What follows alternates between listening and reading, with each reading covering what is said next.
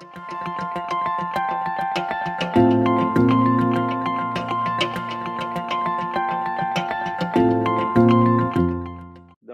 comme Yulia le disait, je suis professeur à l'Université Laval et chercheur au Centre interdisciplinaire de recherche en réadaptation et intégration sociale, le CIRIS à Québec. Je suis également physiothérapeute de formation, puis je co-dirige avec Hugo Massé-Allery et Carole Melotto le consortium québécois sur la douleur au dos. Donc, je vais vous présenter brièvement le consortium. Donc, le consortium a comme objectif d'étudier les facteurs biopsychosociaux qui permettent de prédire la transition vers la chronicité de la douleur lombaire selon une approche multidisciplinaire. En fait, nous voulons comprendre pourquoi certaines personnes développent de la douleur chronique alors que d'autres verront leur douleur se résorber. Ainsi, nous étudions des facteurs biologiques, psychologiques et sociaux afin de comprendre comment ils peuvent affecter la transition d'une douleur récente vers une douleur qui persiste. Pour mener à bien ce projet, notre équipe est constituée de chercheurs, étudiants et gradués et décideurs provenant de différents domaines et disciplines. En fait, on doit aller chercher toutes les principales universités du Québec dans notre consortium. Donc, on a des psychologues, des épidémiologistes, des physiothérapeutes, un chirurgien orthopédiste, des généticiens, des épigénéticiens. Donc, on travaille également avec un patient partenaire, Laurent Dupuis. Donc, on a vraiment une équipe qui est multidisciplinaire et même intersectorielle.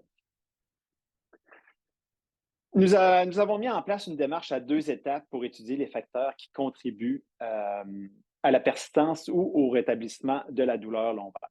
Donc, pour la première étape, on a créé une infrastructure qui permet aux participants recrutés de s'inscrire sur une plateforme en ligne dans le but d'étudier la trajectoire de la douleur. Donc, l'objectif de cette première étape, c'est d'identifier les facteurs biopsychosociaux ou la combinaison de facteurs qui prédisent la transition de la douleur aiguë vers une douleur chronique ou la guérison à 6, 12 et 24 mois. Ensuite, pour la deuxième étape, les participants peuvent être recontactés afin de participer à différents projets satellites des membres du consortium. Ils peuvent donner des échantillons biologiques tels que du sang ou de la salive. Ils peuvent venir dans un laboratoire pour faire des tests ou aller dans une clinique pour faire de l'imagerie. Donc, il y a plusieurs possibilités. On a plusieurs projets satellites. Vous allez en voir quelques-uns dans les prochaines présentations. Puisque la première étape de l'étude se passe complètement en ligne, nous recrutons à travers toute la province de Québec. Les participants qui s'inscrivent en ligne seront invités à compléter des questionnaires à 5 reprises, soit à l'inclusion, à 3, 6, 12 et 24 mois après l'inclusion. Tous les questionnaires sont bilingues, donc les personnes francophones et anglophones peuvent y participer. Les participants qui ont accepté d'être contactés pour participer à des projets satellites seront invités à venir dans nos laboratoires pour procéder à différents tests selon les projets. Donc, nos participants sont recrutés par le biais des réseaux sociaux tels que Facebook, dans des journaux, dans des cliniques de physiothérapie, ergothérapie, dans des pharmacies, dans le transport en commun ou par le biais d'envoi de courriel en utilisant des listes de diffusion. Les personnes intéressées sont invitées à venir sur notre site web, qui est le www.malodo.ca ou en anglais www.mybackhurts.ca, et compléter un questionnaire pour déterminer leur admissibilité à participer à l'étude. En fait, on veut que ce soit des adultes avec une douleur lombaire. S'ils sont éligibles, ils reçoivent le formulaire de consentement éclairé qui donne tous les détails sur l'étude. Et ensuite, ils doivent compléter les différents questionnaires. À 3, 6, 12 et 24 mois, on les recontacte pour qu'ils puissent remplir une fois de plus les questionnaires. En passant, on est toujours à la recherche de candidats. Donc, si vous êtes intéressé à participer ou si vous connaissez des gens qui ont de la douleur lombaire, vous pouvez nous les référer et aller directement sur la version française ou anglaise du site web.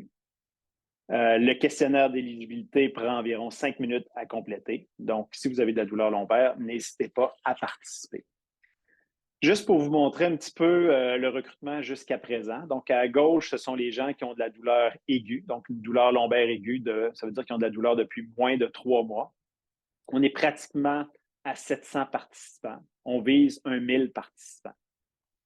À droite, c'est le nombre de participants avec douleur lombaire qui ont été recrutés jusqu'à présent. Donc, ça inclut des gens qui ont de la douleur aiguë et de la douleur chronique. On approche du 7000 participants.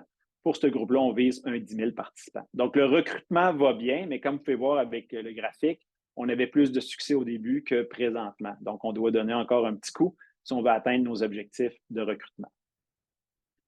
Oh, la diapositive va bouger un petit peu.